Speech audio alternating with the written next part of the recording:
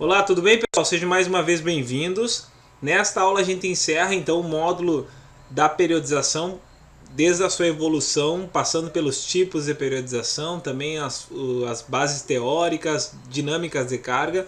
Agora nós vamos conversar sobre os modelos de periodização, que são as propostas de acordo com o autor ou de acordo com a escola.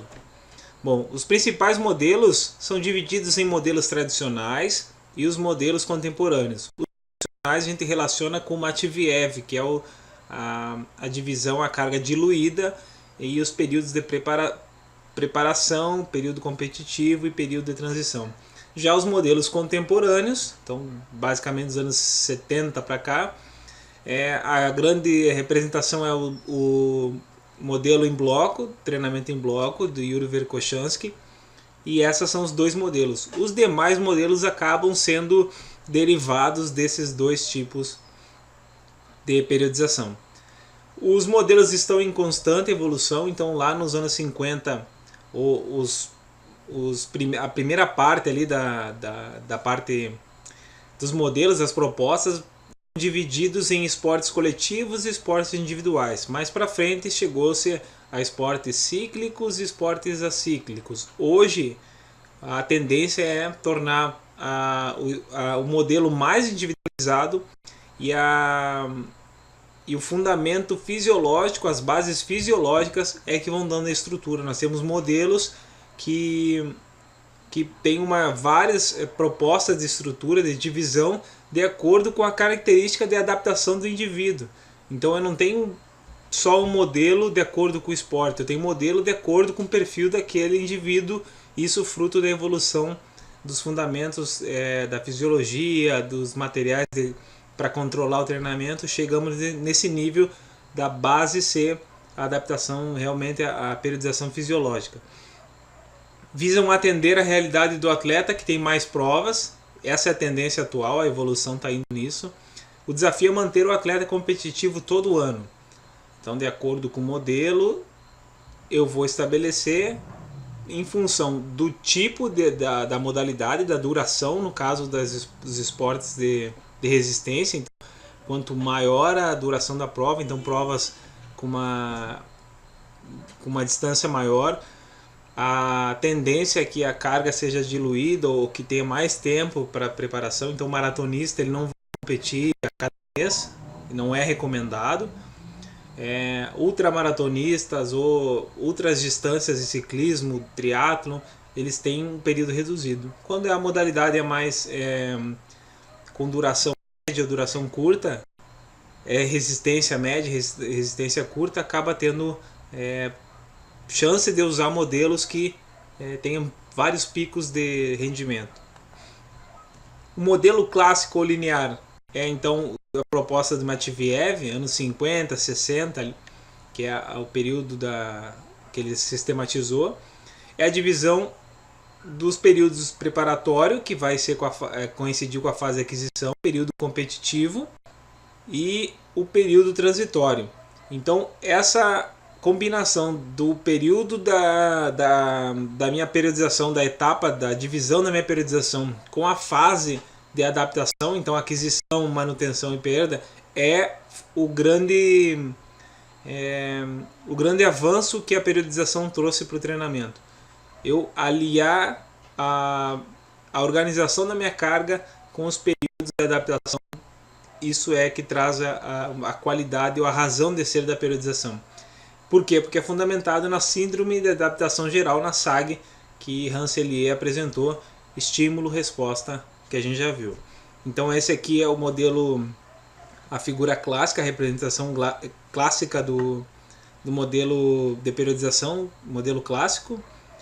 É linear porque a carga vai progredindo, então numa fase tem uma quantidade prevista. Não linear é quando na mesma semana eu tenho uma variação muito grande de intensidade, de volume, então a carga varia muito. Na linear é uma variação, é uma progressão, então isso é característica do modelo clássico. Quais são as grandes críticas para esse modelo? É um modelo que tenha, principalmente para esportes de resistência, uma tensão muito grande no período preparatório justamente para construir a forma física. Então, período preparatório, a fase geral, a fase específica, a construção é muito grande. Então, nesse tempo, o atleta não vai ter condições competitivas muito altas. Então, a grande crítica é essa. Ele demora para entrar na fase competitiva e compete por pouco tempo. E outra é que ele dilui a carga e acaba não especializando, ou podia ser mais acelerado em função da carga concentrada. Então, essas críticas são o que traz vamos dizer assim, o motivo para não aplicar o modelo clássico. Mas isso não adianta ter a intenção de usar outro modelo se esse modelo atende melhor o meu atleta. Quais são os atletas? Atletas em formação e atletas intermediários ou atletas iniciantes que não têm uma base ou tempo muito grande para responder às cargas. Então, a fase geral predomina o volume sobre a intensidade, ênfase na preparação, então ainda não é a forma física, não é o desempenho competitivo. Emprego dos grupos de exercícios gerais é a base, então a gente lembra que a gente falou da equalização dos grupos, é aqui que o volume se apresenta. Não é que eu vou pegar aquela linha e vou aumentar o volume, significa que eu vou aumentar o tempo, vou aumentar a quantidade de exercício, o número de dias, de horas, e vou ter um limite. O volume vai ser eu trabalhar mais qualidades do que a qualidade específica da minha competição. Então isso é um aspecto de volume. Quando eu quero reduzir o volume, eu vou dar mais ênfase para o ritmo competitivo e tirar ou reduzir a apresentação dos outros grupos. Então, na prática, numa semana, eu vou continuar treinando, por exemplo, quatro vezes na semana, 1 hora por dia, e vou seguir durante todo o tempo. Mas na medida que eu uso a equalização dos tipos de exercício, no início eu vou usar mais exercícios gerais e uma presença de especial e competitivo. No meio eu dou atenção para o especial, e no competitivo, na fase competitiva, o atleta passa mais tempo desses 4 dias em ritmo de competição. Isso eu estou dando volume e intensidade de acordo com a fase. Não é que significa que eu tenho que aumentar o volume, então encher de horas, encher de exercícios. Não, eu vou usar o grupo mais adequado. Foco no componente geral do treinamento, porque isso vai dar o suporte. O atleta não apresenta as condições competitivas. Tempo de duração aproximado do dobro da fase específica. Então, o nosso curso é para esportes de resistência. Então, esportes individuais de resistência. Nós vamos ver na prática depois, na elaboração das regras para a elaboração da periodização, que se é esporte coletivo vai ser um tempo sugerido para a fase preparatória, porque esportes coletivos, o principal é a forma física se ganha no período competitivo. Então, futebol, eles competem durante quase todo o ano. Então, durante a pré-temporada é curta, eles vão ter uma avaliação e preparação, mas a forma física se constrói no período competitivo. E já o atleta individual de resistência não. Ele constrói a sua forma no período preparatório, e na competição ele já tem que estar pouco tempo em condições de competir. E preparar para o treinamento especial. Então tem que sair da fase geral com o suporte necessário para aguentar a carga especial. Na fase específica ou especial, predomina a intensidade sobre o volume.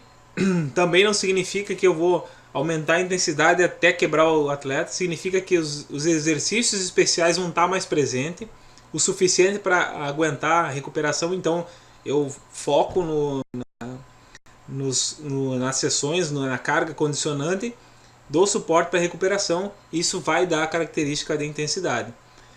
ênfase na preparação técnico-tático. Então, esporte de resistência, eu tenho que manter a técnica mesmo sob fadiga. Então eu tenho que estabelecer treinos educativos ou de técnica de ciclismo, enfim, também educativos, em condições de uma certa fadiga, porque no momento da competição o atleta vai se deparar com isso, ele vai estar cansado e tem que manter a qualidade, não pode deixar cair a técnica ao ponto dele não aguentar mais. Isso vai acontecer? Vai, mas se eu treinar mais, ele vai ampliar esse limiar, esse limite dele.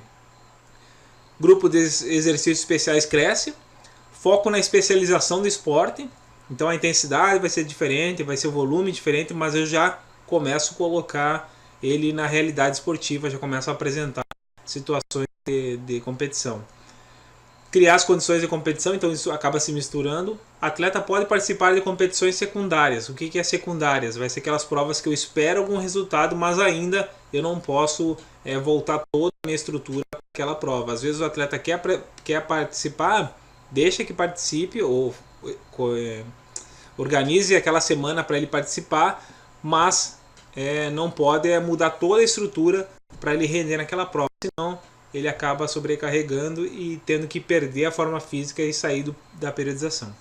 A fase competitiva, obviamente, vai ter as principais competições, vai ter uma redução da carga, significa que ele vai treinar menos? Não, ele vai diminuir a presença de treinos especiais e treinos gerais e vai focar quase toda a semana, intercalando descanso, é óbvio, mas em ritmo de competição, simulando as condições de competição. No período pré-competitivo ele já vai procurar treinar no mesmo horário, já vai ter as mesmas condições climáticas, se for o caso, mesmo relevo, enfim, ele já vai começar a ajustar. Também podemos falar que vai entrar na fase de polimento, né, na fase pré-competitiva, mas polimento não é um período da periodização. É uma estratégia que pode ser encaixado dentro de uma fase. Não incluir cargas condicionantes no período competitivo não é hora de tentar aumentar a carga, aumentar o volume buscando uma melhora. Isso agora é hora de ajustar, de direcionar a carga. Então o que foi de acordo com os testes periódicos, eu vou identificando o que precisa, mas eu não dou carga, porque se eu tento procurar, por exemplo, uma resistência anaeróbica que ficou faltando, eu aumento a intensidade e acabo perdendo a capacidade aeróbica que vai ser determinante para mim. Então eu tenho que identificar e direcionar na medida certa. Como eu falei, simular exigências da prova, terreno e tal. Grupos de exercício competitivo, o ritmo da competição tem que estar presente para o atleta já ter estimativa do que vai fazer e se está no ponto ideal. E descanso, redução das cargas e recuperação. Esse ponto é bem interessante, que descanso, o que pode acontecer? O atleta começa a tirar com o preparo já chegando no seu auge. Ele vai estar se sentindo rápido, se sentindo resistente. Quando começa a reduz o treino dele, ele vai sentir falta, ele vai querer dar se é para correr 40 minutos, ele vai querer correr 1 hora porque ele está bem, ele vai correr mais rápido. Então tem que deixar bem claro que aquele período é a fase que ele tem de pular para a supercompensação. Então ele tem que cumprir a planilha que a gente fez ou você fez e apresentar o rendimento no período competitivo. Então um erro bastante comum, é fácil de encontrar, entra no período competitivo, pré-competitivo, reduz a carga, o atleta fica empolgado que está melhorando, então ele começa ou a participar de provas fora do calendário, ele acaba atingindo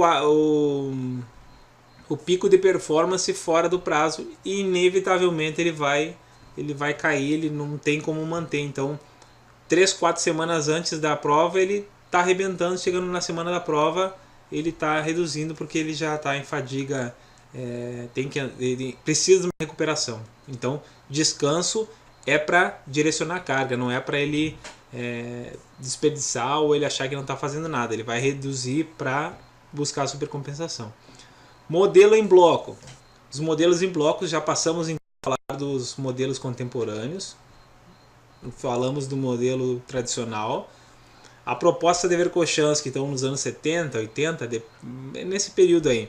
A proposta inicial foi para treino de força. Então, essas periodizações acabam vindo de esportes de força, mas eles são praticados em vários esportes. Uns melhores, uns modelos mais adequados, mas é aplicado nos esportes de resistência. Fundamenta-se no caso do trabalho de força que deva ser concentrado em blocos. No caso, a proposta inicial, mas o trabalho de força, de resistência, enfim, o trabalho direcionado em bloco, criando condições para melhoria posterior. Então, o modelo em bloco ele tem que ser organizado. Então a interconexão das cargas, ou seja, a sequência delas tem que ser de maneira que eu aproveite o efeito prepare para a próxima qualidade e aproveite o efeito residual. Por exemplo, no esporte de triatlo, o primeiro bloco vai ser força máxima e resistência aeróbica ou capacidade aeróbica. Por quê? Porque eu tenho que concentrar em até duas qualidades. Os outros trabalhos vai ser bem pouco, bem presente. Por quê? Porque o foco é nessas duas. Depois disso vem para força explosiva, resistência de força. Então a parte de força eu dou outra ênfase e já trabalho na resistência mista, anaeróbio e aeróbio. Por quê? Porque eu já criei o bloco anterior. Se eu faço ao contrário, inicio com um bloco de potência ou com um bloco de resistência anaeróbica, eu não tenho a estrutura necessária. Então, não basta eu organizar em blocos, eu tenho que distribuir em blocos e fazer a sequência correta ou a mais indicada. Como que eu faço isso? Pesquisando nas fontes, que tem a literatura é vasta, tem os autores espanhóis são muito bons nessa apresentação. Verdugo é um autor que trabalha muito bem, explica bem essa interconexão das cargas, distribuição, que vai dar o efeito em função da transferência positiva ou negativa. Então, bloco é o melhor, não vou dizer que é o melhor, mas é o mais indicado para alto nível, mas tem que saber aplicar a ordem e ver se o atleta vai ter capacidade de entrar nessa carga tão apresentada. Da mesma forma, a dinâmica, volume e intensidade vai estar presente. A diferença vai ser na distribuição. Tem uma pequena sobreposição, ou seja, termina um bloco, quando começa o outro, espaço, mas a predominância do outro, para aproveitar a acumulação e o efeito residual. Unilateralidade das cargas específicas. Então é uma ou duas qualidades para cada bloco. E aproveitar o efeito residual. É isso que é interconexão positiva. O modelo ATR é ainda nos modelos contemporâneos. Então o macrociclo vai ser a sequência de 3 mesociclos: acumulação, transformação e realização. Por isso é TR, é o inicial de cada letra, de cada palavra. A essência está na periodicidade, troca de orientação preferencial do treinamento, ou seja, a cada 4 semanas eu vou ter uma mudança bem significativa nas cargas concentradas. Isso é um fator positivo desse modelo. É quase igual do modelo de Verkhoshansky, vamos até voltar aqui, mas ele caracteriza bloco 1, bloco A, bloco B. Esse aqui é marcado por essas siglas. Na fase no mesociclo de acumulação, eu crio essa estrutura básica da mesma forma que o outro. Então eu crio as condições básicas para o próximo. Na transformação, dou aquela transferência da qualidade anaeróbica, lática, mais potência, mais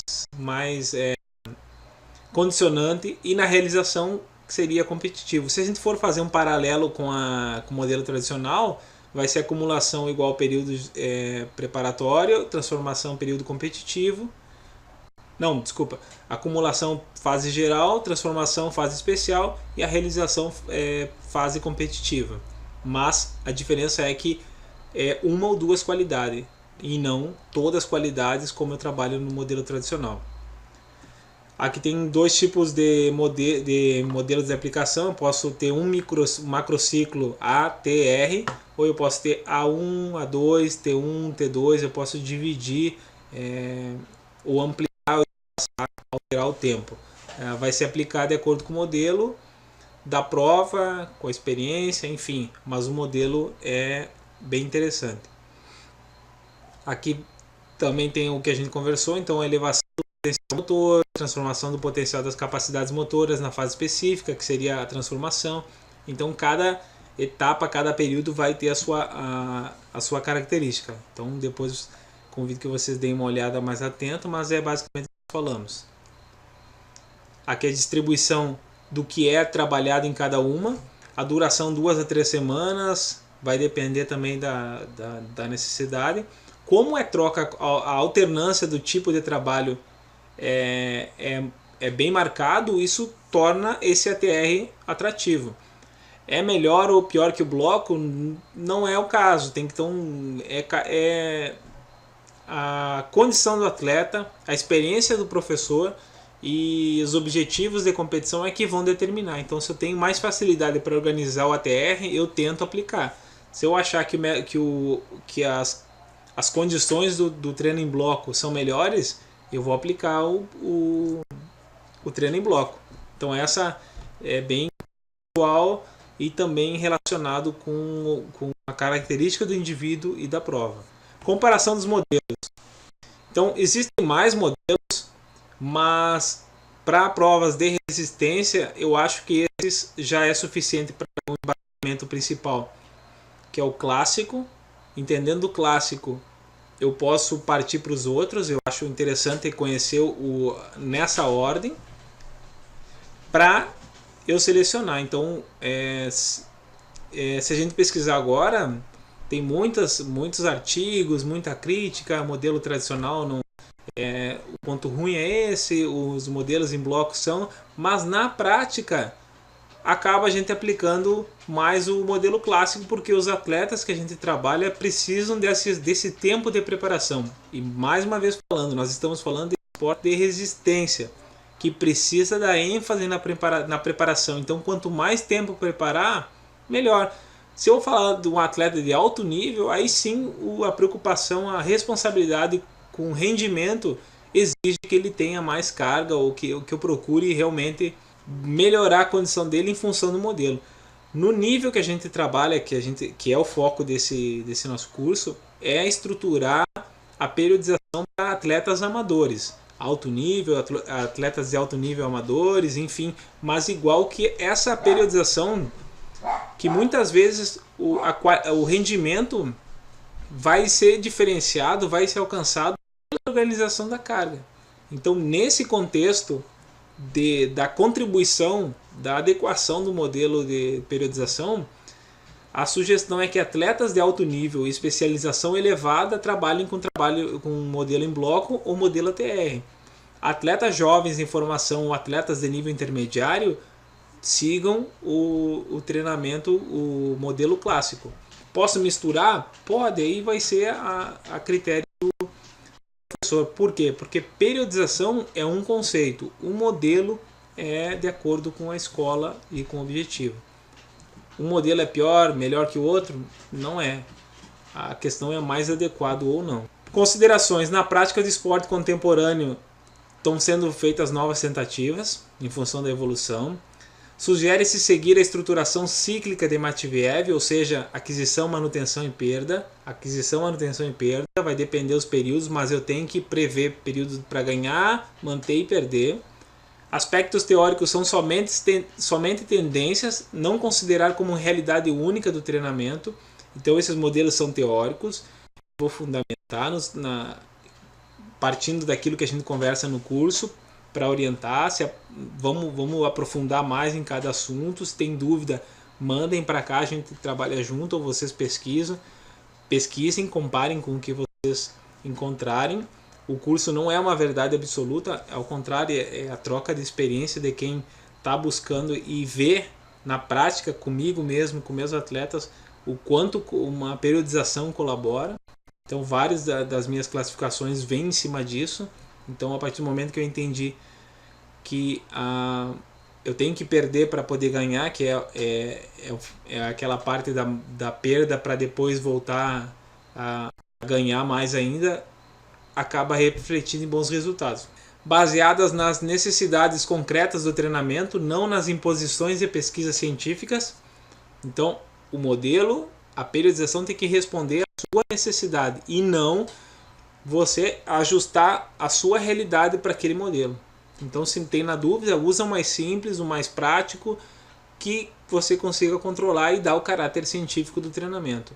Um plano de treinamento é real, uma vez que pode controlar. Então, se eu estabeleci o planejamento, organizei a periodização, estabeleci ali já os documentos da periodização, os calendários, enfim, toda a estrutura da periodização, e apliquei na minha planilha e não previ ou não organizei formas de controlar, ele não é real. Ele não tem esse elo entre periodização e a planilha. A dosagem da carga deve ser a parte principal e deve permitir controle a qualquer tempo. Eu tenho que retomar o conceito, ter bem entendido o que é carga de treinamento, porque eu vou distribuir a carga de treinamento. E eu tenho que controlar a resposta, os efeitos, para poder relacionar com os períodos. Então isso é a parte interessante da periodização. Acaba misturando tudo, mas eu tenho que ter o conceito, ou buscar o conceito definido para cada período, para carga de treinamento, adaptação, entender por que aquele efeito não foi esperado. Muitas vezes eu busco uma direção, mas a aplicação da carga de treinamento, eu estou pensando em resistência aeróbica, mas no fim eu estou dando intervalado muito intenso e exclusivamente isso, a direção vai para outro lugar. Então eu tenho que ter esse conhecimento da carga de treinamento, do método e do efeito, que a gente já viu, para dar um pontapé inicial. Então se aprofunde nisso, relacionar o controle da carga com o tempo que dê resposta e o efeito. Bom, concluindo, a periodização não é a resposta para tudo, mas é um bom caminho para vários resultados. Os objetivos vão variar, se é para melhorar o resultado, se é para competir mais tempo, se é alcançar o pódio, mas a periodização, espero que vocês tenham gostado. Até a próxima aula.